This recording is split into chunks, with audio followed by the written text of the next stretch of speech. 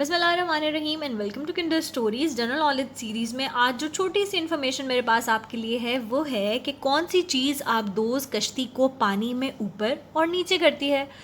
जैसा कि आप सब लोगों को पता होगा, ये सबमरीन की बात हो रही है और ये एक ऐसा व्हीकल है जो पानी की सरफेस पे भी ट्रैवल कर सकता है और पानी के अंदर समंदर की तह में भी जा सकता है। आबदोज़ कश्ती के अंदर पानी की टैंकियाँ होती हैं, जैसा कि ये दिखाई हुई हैं।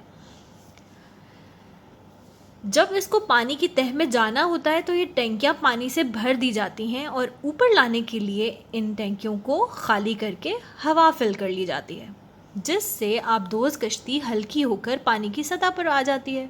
जैसा कि ये सबमरीन कह रही है, हमने अपनी टैंकियाँ खाली कर ली हैं और हम पानी की सतह पर आ गए हैं, लेकिन अगर हम चाहें तो पानी की तह में कई महीनों तक रह सकते हैं।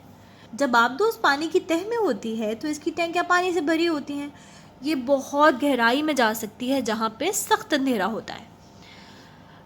आखिर लोग आबदोज़ कश्ती के अंदर महीनों कैसे रह सकते हैं? आए ज़रा इसका जायज़ा लेते हैं। तो ये है सबमरीन।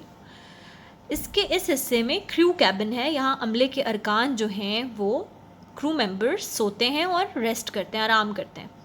ये उनका डाइनिंग हॉल है, खाने का कमरा है।